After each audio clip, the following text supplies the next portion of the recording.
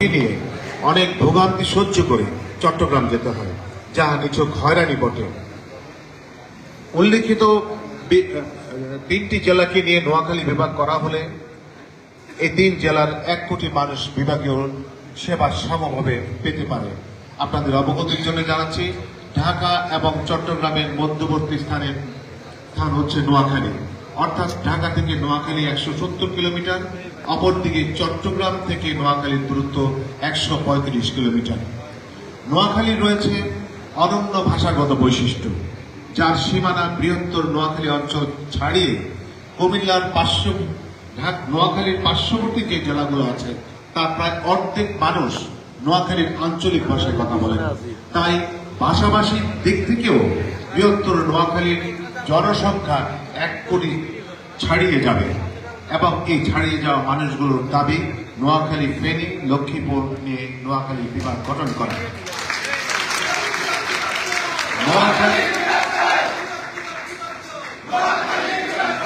নোয়াখালী, ফেনী, লক্ষ্মীপুর জেলার মানুষের সংস্কৃতি ও যাতায়াত সুবিধা বিবেচনা করে নোয়াখালী বিভাগ প্রতিষ্ঠা করলে অত্র অঞ্চলের প্রায় 1 কোটির উপর মানুষের চাকরি, ব্যবসা বাণিজ্য, প্রশাসনিক কার্যক্রম আরও দ্রুততর সাথে সক্ষম হবে এবং ব্যবসা বাণিজ্যের প্রসার ঘটবে বলে আমরা এবং সুধীজনেরা বিশ্বাস করি।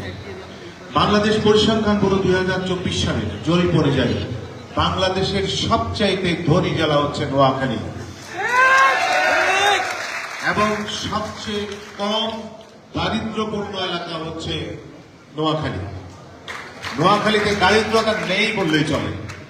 এছাড়া বর্তমানে বাংলাদেশের অর্থনীতিতে ও ব্যবসা বাণিজ্যে নোয়াখালীর শিল্পপতিদের প্রায় 35% অবদান রয়েছে জিডিপিতে।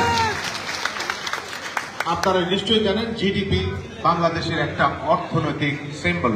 সেখানে 35% অবদান হচ্ছে নোয়াখালীর শিল্পপতিদের এবং নোয়াখালীর যারা বাণিজ্যের সাথে জড়িত।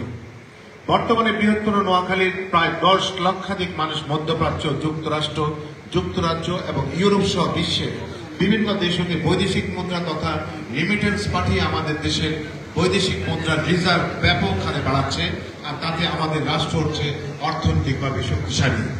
তাছাড়াও ঢাকায় অবস্থানরত নোয়াখালীর শিল্পপতিদের ব্যবসায়িক সফলতায় একদিকে বিপুল রাজস্ব সরকারকে দিচ্ছে, অন্যদিকে বৈদেশিক মুদ্রা আনতে সক্ষম হচ্ছে। আপনাদের অবগতির জন্য আরো জানাচ্ছি যে নোয়াখালীর যারা প্রথম শীর্ষ 20 জন ব্যবসায়ী ঢাকা বাংলাদেশে, তার মধ্যে 11 থেকে 12 জন হচ্ছে নোয়াখালী এবং সবচেয়ে বেশি রাজস্ব আদায় হয় নোয়াখালীর সন্তানদের কাছ থেকে। সঙ্গত কারণে এবং বাংলাদেশের শিল্পপতিদের 1 নম্বরও নোয়াখালী এবং হাইয়েস্ট যদি আপনি রেভিনিউ দিয়ে থাকেন সেটাও হচ্ছে নোয়াখালী। সেজন্য বলছি, নোয়াখালীর সঙ্গত কারণে নোয়াখালী বিভাগ গঠন যৌক্তিকভাবে অপরিহার্য। প্রাকৃতিক দুর্যোগপূর্ণ উপকূলীয় অঞ্চল হিসেবে নোয়াখালী বিভাগ গঠন হলে অত্র অঞ্চলের কোটি মানুষের জীবন মানের উন্নয়ন ঘটবে এবং আঞ্চলিক বৈষম্য কমে আসবে বলে এলাকার সুধীজন মনে করে। ইতিমধ্যে সরকার নৌ পরিবহন মন্ত্রণালয় হতে নোয়াখালীর স্থলভাগের সাথে যুক্ত হাতিয়ায় উপকূলীয় নৌবন্দর স্থাপনের গেজেট জারি করেছেন। লক্ষ্মীপুর জেলার মজু চৌধুরীর হাটে স্থাপিত হয়েছে নৌবন্দর, আর ফেনীর সোনাগাজীতে স্থাপিত হয়েছে স্পেশাল ইকোনমিক জোন। আর এখন নোয়াখালীতে রয়েছে নোয়াখালী বিজ্ঞান ও প্রযুক্তি বিশ্ববিদ্যালয়, Noakhali medical college, Noakhali textile engineering college সহ অনেক উচ্চ শিক্ষা প্রতিষ্ঠান। তাই নোয়াখালী বিভাগ ঘোষণা করা হলে এই অঞ্চলটি একটি শক্তিশালী অর্থনৈতিক অঞ্চল হিসেবে গড়ে উঠবে বলে আমরা মনে করি। নোয়াখালীর দক্ষিণে রয়েছে নয়নাভিরাম সৌন্দর্যমণ্ডিত দ্বীপ, নিজুম দ্বীপ, সাগরকন্যা, হাতিয়া দ্বীপ সহ, যা ভবিষ্যতে পর্যটন ভিত্তিক অর্থনীতিতে গুরুত্বপূর্ণ অবদান রাখবে। 2024 সালে অন্তর্বর্তীকালীন সরকার কর্তৃক গঠিত জনপ্রশাসন সংস্কার কমিশন দেশে প্রশাসনিক বিভাগ গঠন নিয়ে নোয়াখালী, ফেনী, লক্ষ্মীপুর জেলার কোন প্রকার গণশুনানি করেননি। জনপ্রশাসন সংস্কার কমিশন বৃহত্তর নোয়াখালীর 3 জেলার জনসাধারণকে নিয়ে কোন প্রকার মত বিনিময় সভা কিন্তু কিংবা কোনো আলোচনা সভাও করেনি। অর্থাৎ নতুন বিভাগ প্রতিষ্ঠা করার বিষয়ে জনপ্রশাসন সংস্কার কমিশন বৃহত্তর নোয়াখালীর 3 জেলার জনগণের নিকট হতে কোনো প্রকার মতামত গ্রহণ করেননি। যে সকল জেলা নিয়ে বিভাগ গঠিত হবে সেই সকল জেলার জনসাধারণের মতামত গ্রহণ ব্যতি রেখে একটি নতুন বিভাগ গঠনের প্রস্তাবনা দেওয়া এটি একেবারেই অযৌক্তিক এবং অগ্রহণযোগ্য বলে আমরা মনে করি।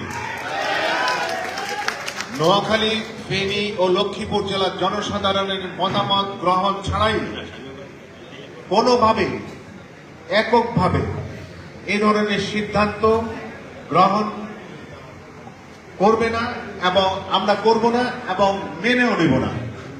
আমরা নোয়াখালী জেলা সমিতি ঢাকা মনে করি যে সকল জেলাকে নিয়ে বিভাগ গঠিত হবে সে সকল জেলার জনগণের মতামত গ্রহণ ছাড়া নতুন বিভাগ গঠনের সিদ্ধান্ত বাংলাদেশের সংবিধানের 7(1) ও 7(2) অনুচ্ছেদ অনুযায়ী সম্পূর্ণ বেআইনি এবং সংবিধান লঙ্ঘন এবং সাধারণ রাষ্ট্রবিজ্ঞানের ভাষায় যে এটা জেনারেল লয়ে সাধারণ মানুষের ইচ্ছার বিপরীতে অবস্থান। এছাড়া পূর্বের গঠিত বিভাগগুলোর অবস্থান যদি আমরা পর্যালোচনা করি তাহলে দেখা যায় রাজধানী ঢাকা হতে প্রায় 400 কিলোমিটার দূরে রংপুর বিভাগ, ঢাকা হতে 380 কিলোমিটার দূরে সিলেট বিভাগ, রাজধানী ঢাকা হতে বরিশাল বিভাগের দূরত্ব 160 কিলোমিটার। তৃণমূলের প্রশাসনিক সুবিধা বঞ্চিত মানুষের জন্যই তো নতুন প্রশাসনিক বিভাগ হওয়া দরকার। নোয়াখালী, ফেনী, লক্ষ্মীপুর জেলা সমূহকে নিয়ে নোয়াখালী বিভাগ গঠনের সময় অত্যন্ত যুক্তিসঙ্গত দাবি। রাজধানী ঢাকা থেকে প্রায় 170 কিলোমিটার দূরে অবস্থিত জেলা নোয়াখালীকে কেন্দ্র করে একটি প্রশাসনিক বিভাগ গঠন করা হলে নোয়াখালী কেন্দ্রিক উপকূলীয় অঞ্চলটি একটি শক্তিশালী অর্থনৈতিক অঞ্চল হিসেবে বিকাশ লাভ করবে বলে প্রশাসন বিষয়ে বিশেষজ্ঞগণ মনে করেন। আপনারা জানেন নোয়াখালীর দক্ষিণে রয়েছে ব্লু ইকোনমি অর্থাৎ সুনীল অর্থনীতির অপার সম্ভাবনা। এই সুনীল অর্থনীতিকে কাজে লাগিয়ে ভবিষ্যতে বাংলাদেশের অর্থনীতিতে এক অভূতপূর্ব উন্নয়ন সাধন করতে সক্ষম হবে বলে বিভিন্ন সমীক্ষায় জানা যাচ্ছে। প্রিয় সাংবাদিকবৃন্দ, আপনারা অবগত আছেন যে রাজধানী ঢাকা থেকে কুমিল্লার দূরত্ব মাত্র 80 কিলোমিটার এবং 4 লেন সড়কে কুমিল্লা হতে ঢাকা যাতায়াতের সময় লাগে মাত্র 1.5 ঘন্টা। রাজধানী ঢাকা হতে মাত্র 35 কিলোমিটার দূরে কুমিল্লার দাউদকান্দি উপজেলা, যাহা রাজধানী ঢাকা হতে মাত্র 30 মিনিটের পথ। সুতরাং রাজধানী ঢাকা লাগোয়া অর্থাৎ ঢাকার 35 কিলোমিটার পরেই আরেকটি প্রশাসনিক বিভাগ গঠন করার যৌক্তিকতা আছে কিনা সেটা আপনাদের কাছে আমরা ছেড়ে দিচ্ছি এবং যৌক্তিকতা নেই বলে আমরা প্রশাসন বিশেষজ্ঞগণ মনে করেন। এদিকে কুমিল্লা জেলা সদর হতে মাত্র 6-7 কিলোমিটার পূর্ব পাশেই বিবির বাজারে ত্রিপুরার সোনামুড়া বাজার। তাই সঙ্গত কারণে ভারতের সীমান্ত লাগোয়া এলাকায় উচ্চ পর্যায়ের প্রশাসনিক দপ্তর স্থাপন দেশের প্রতিরক্ষার জন্য কোনোভাবেই সমর্থনযোগ্য নয়। মহান ভাষা আন্দোলনে নোয়াখালীর ভূমিকা অনন্য, সেটা আপনারা অবহিত আছেন। এরপরে 1971 সালে স্বাধীনতা যুদ্ধে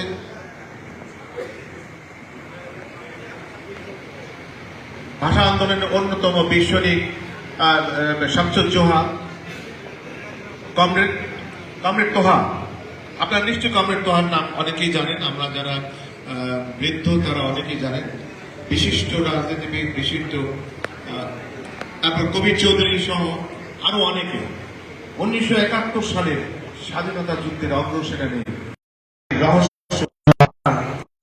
উত্তোলনকারী আসমরক যেমনি আমাদের গৌরব, তেমনি আবার 2024 সালের জুলাই আগস্টের গণ অভ্যুত্থানেও নোয়াখালীর ছাত্র জনতা রাজপথে অসীম সাহসী স্বৈরাচারকে প্রতিরোধ করেছিল।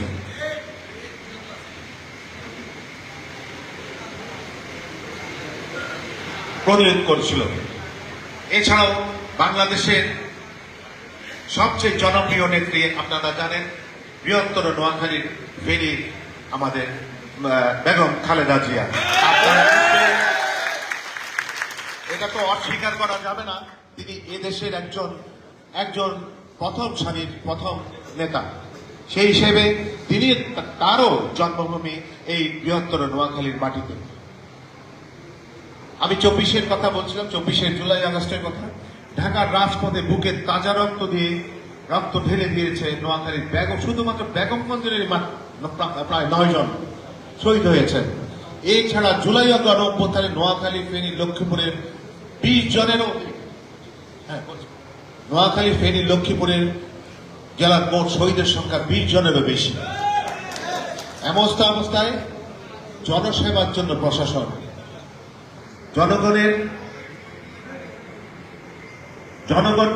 জনগণের যাতায়াতের সুবিধাকে সহজ করে দেওয়ার জন্য এবং তৃণমূলের জনগণের দৌড়গোড়ায় বিভাগীয় প্রশাসনিক সেবা পৌঁছাতে রাজধানী ঢাকা হতে প্রায় 170 কিলোমিটার দূরে অবস্থিত সুপ্রাচীন জেলা নোয়াখালীকে উপর উল্লেখিত 3 জেলা নিয়ে নোয়াখালী বিভাগ প্রতিষ্ঠা করার জন্য আমরা নোয়াখালীর সর্বস্তরের জনগণের পক্ষ থেকে মাননীয় প্রধান উপদেষ্টা মহোদয়ের নিকট আপনাদের মাধ্যমে, আমাদের সাংবাদিকদের কথা বলছি, আপনাদের মাধ্যমে আকুল আবেদন জানাচ্ছি